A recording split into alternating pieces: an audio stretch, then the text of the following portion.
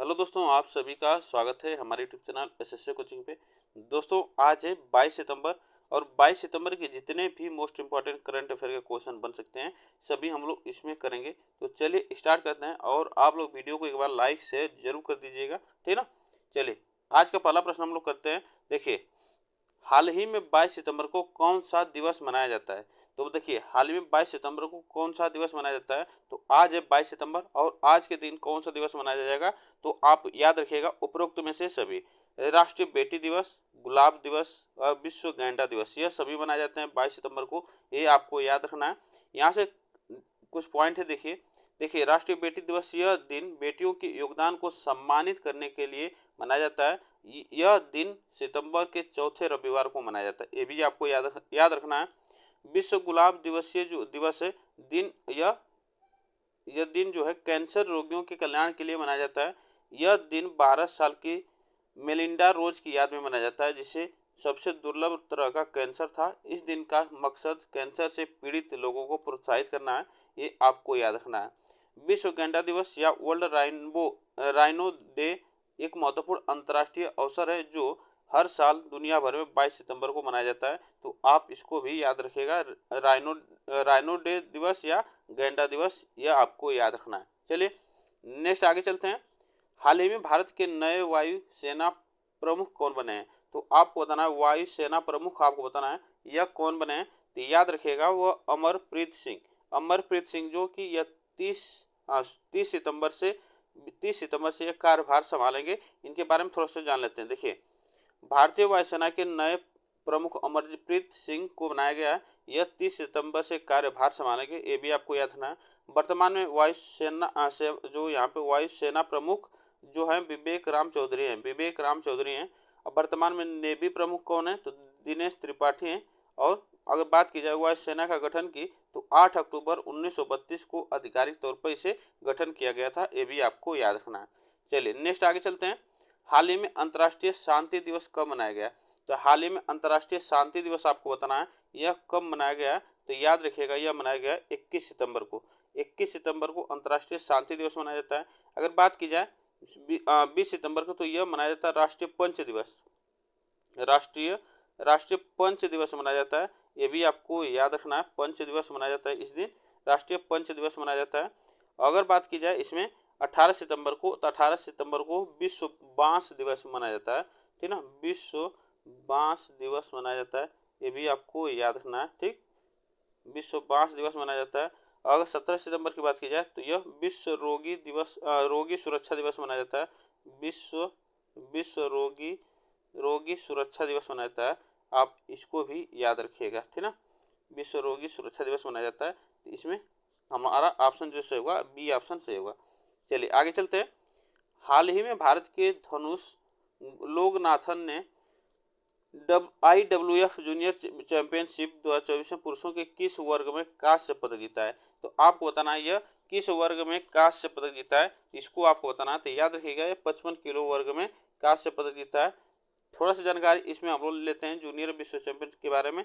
देखिए देखिए धनुष धनुष जो है स्नेच में कांस्य पदक जीता और क्लीन एंड जर्क में 13वें स्थान पर है, ये भी आपको याद रखना है। उन्होंने 231 किलोग्राम कुल वजन फेंका है, जो कि 107 किलोग्राम उठाया है। यहाँ पे 107 kilogram snatch plus 124 kilogram clean and jerk में उठाया।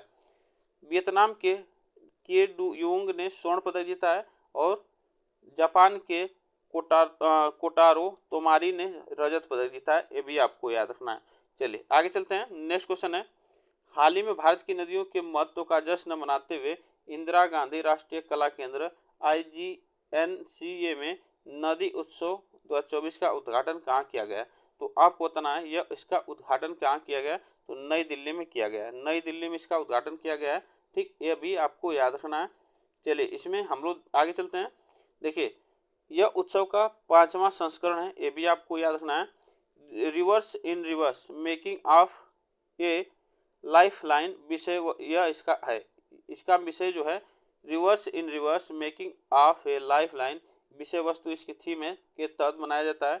यह आपको याद रखना है, जिसमें नदियों के घटकों और उसके आसपास की संस्कृति का ध्यान केंद्रित किया जाता है। IGNCA के सचिव जो है वह डॉक्टर सचिदानंद जोशी हैं, ये भी आपको याद रखना है। चलिए आगे चलते हैं। नेक्स्ट क्वेश्चन है, हाल ही में नीदरलैंड में भारत का राजदूत किसे नियुक्त किया गया है? तो आपको बताना है नीदरलैंड में भारत का राजदूत किसे नियुक्त किया गया है, यह आपको बताना है। तो इसमें ऑप्शन जो सही होगा हमारा वह तुहिन कुमार को यह नियुक्त किया गया है, ये भी आपको याद रखना है। इनके बारे में थोड़ा जान लेते हैं। देखिए IFS अधिकारी जो है 1922 के नीदरलैंड में भारत के अगले राजदूत नियुक्त किए गए हैं। वर्तमान में ICCR में महानिदेशक के रूप में कार्यरत हैं, ये भी आप याद रखिएगा। उन्होंने पहले हंगरी में राजदूत और हंगरी और नामीबिया में उचित के रूप में कार्य किया है, ये भी आपको याद रखना। चलिए नेक्स्ट क्वेश्चन है, हाल ही में किस देश ने क्रॉस स्टेट जोड़ों के लिए समलैंगिक विवाह की अनुमति दी है? तो आपको बताना है क्रॉस स्टेट जो समलैंगिक विवाह की अनुमति दी है, इसमें आपको बताना है। तो वह याद रखिएगा, वह ताइवान ने दी है, ठीक ना, ताइवान ने दी है, ये आपको याद रखना है। चलिए इसके बारे में थोड़ा जान लेते हैं। देखिए ताइवान आधिकारिक तौर पर चीनी और ताइवानी नागरिकों के बीच समलैंगिक विवाह की अनुमति दे दी है और कानून के तहत उनके साथ सम्मान व्यवहार किया जाएगा, यह आपको याद रखना है। चलिए हाल ही में शुभांशु शुक्ला 2025 में अंतर्राष्ट्रीय अंतरिक्ष स्टेशन ISS के लिए किस मिशन का संचालन करेंगे? तो आपको बताना है किस मिशन के लिए संचालन करेंगे। तो इसमें एक्सिस ओम इसमें मिशन है, इसके लिए संचालन करेंगे। इसके बारे में थोड़ा सा जान लेते हैं। देखिए एक्सिस 4 मिशन भारत और संयुक्त राज्य अमेरिका के बीच एक सहयोगी पल का परिणाम है। तो यह भारत और संयुक्त राज्य अमेरिका के बीच यह सहयोगी परिणाम है, ये भी आपको याद रखना है। इस मिशन की कमान प्रसिद्ध अंतर्राष्ट्रीय यात्री पैगी विट्सन के हाथ में होगी, ये आपको याद रखना है। भारतीय अंतरिक्ष यात्री AX4 मिशन के हिस्से के रूप में ISS पर 5 प्रयोग किए जाएंगे। तो अंतरिक्ष में आप याद रखिएगा 5 प्रयोग किए जाएंगे, ये भी आपको याद रखना है। चलिए हाल ही में नारकोटिक्स कंट्रोल ब्यूरो NCB का नया DG किसे नियुक्त किया गया है? तो यह आपको बताना है, नया DG जो नियुक्त किया गया है यह अनुराग गर्ग को नियुक्त किया गया है, ये भी आप याद रखिएगा, ठीक ना। चलिए आगे चलते हैं। हाल ही में जसप्रीत बुमराह 400 अंतर्राष्ट्रीय विकेट तक पहुंचने वाले भारतीय गेंदबाज बने। तो आपको बताना है यह कौन से गेंदबाज बने हैं? तो वह 10वें गेंदबाज बने हैं, ठीक ना, ये भी आपको याद रखना है।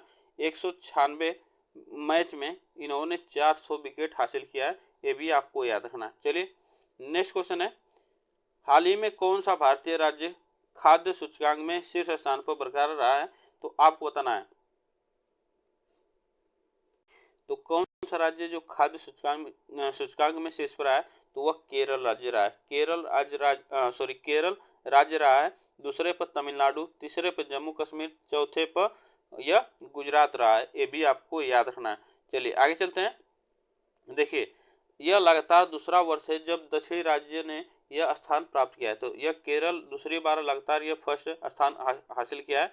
यह रिपोर्ट जो FSSAI ग्लोबल फूड रेगुलेटिंग समिति 2024 के उद्घाटन सत्र में इसको जारी किया गया था। अगर पूछा जाएगा यह किसने जारी किया गया तो ये भी आपको याद रखना है, यह FSSAI ने यह इसको जारी किया है। चलिए आगे चलते हैं।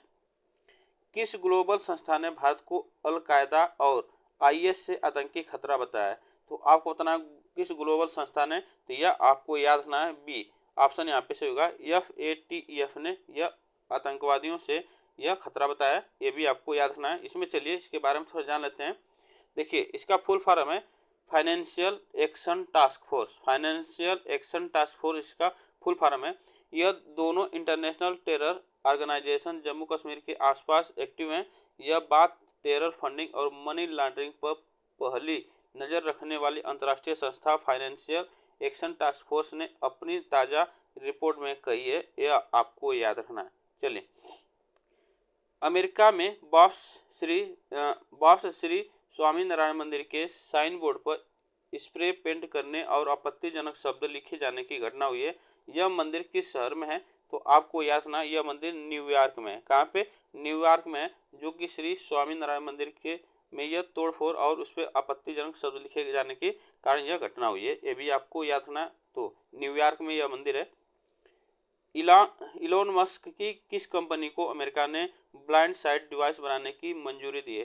तो आपको बताना है। देखिए, यह ब्लाइंड साइड डिवाइस एक जो डिवाइस है कि जो अंधे लोग हैं, जन्मजात से अंधे, जिसे कम दिखाई देता है, तो उन लोगों के लिए यह बनाया जा रहा है। तो यह न्यूरोलिंक यह कंपनी है, न्यूरालिंक यह कंपनी को बनाने की मंजूरी दी है। ये भी आपको याद रखना है, ठीक ना। चलिए आगे चलते हैं। नेक्स्ट क्वेश्चन है यहाँ पे, किस कोर्ट ने कहा है कि कानून व्यवस्था खराब होने की आशंका से सीबीएफसी किस फिल्म को सर्टिफिकेट देने से इनकार नहीं कर सकता है? तो आपको बताना है। तो वह बॉम्बे हाई कोर्ट ने, ठीक ना, बॉम्बे हाई कोर्ट ने कहा है। ये भी आपको याद रखना है। चलिए नेक्स्ट क्वेश्चन आगे चलते हैं। सुप्रीम कोर्ट ने किस एक्ट में अग्रिम जमानत को बताया गंभीर मुद्दा? तो बताइए, सुप्रीम कोर्ट ने अग्रिम जमानत को बताया गंभीर मुद्दा। तो यह आपको बताना है। तो यह याद रखिएगा, यह बी ऑप्शन से होगा, एनडीपीएस। एनडीपीएस इसका फुल फॉर्म अगर देखा जाए तो नारकोटिक्स ड्रग्स एंड सब्सटेंस है। आपको इसको याद रखना है। नारकोटिक्स ड्रग्स एंड सब्सटेंस इसका फुल फॉर्म है। ये भी आपको याद रखना है। चलिए आगे चलते हैं। हाल ही में अमेजन इंडिया के नए कंट्री मैनेजर के रूप में किसे नियुक्त किया गया है? तो अमेजन इंडिया के नए कंट्री मैनेजर जो नियुक्त किए हैं, समीर कुमार को नियुक्त किया गया है। इससे पहले कौन थे? तो यह मनीष तिवारी थे। ये भी आपको याद रखना है, ठीक। चलिए आगे चलते हैं। 4 दिन के mega event world food India 2024 की शुरुआत कब और कहाँ हुई है? तो यह आपको बताना है। यह कहाँ पे की गई है? तो यह 19 सितंबर 2024 से शुरुआत की गई। यह 4 दिवसीय यह इवेंट है जो कि नई दिल्ली में यह शुरुआत की गई। इसके बारे में आपको याद रखना है। चलिए, किस राज्य ने एमएसएमई द्वारा सामना की जा रही 6 प्रमुख चुनौतियों से निपटने के लिए नई एमएसएमई नीति 2024 शुरू की गई है? तो आपको बताना है। तो यह याद रखिएगा, तेलंगाना। अगर बात की जाए एमएसएमई की फुल फॉर्म की, तो इसका फुल फॉर्म है micro small and medium enterprises. इसको आपको याद रखना है। तो micro small and medium enterprises का फुल फॉर्म है। ये भी आपको याद रखना है। तो आज हम लोग बस इतना ही प्रश्न करेंगे। आप लोग बताइएगा यह प्रश्न कैसे लगे, कमेंट बॉक्स में जरूर बताइएगा। वीडियो को एक बार लाइक शेयर जरूर कर दीजिएगा। फिर मिलेंगे नेक्स्ट टॉपिक के साथ। तब तक थैंक यू सो मच आप सभी को।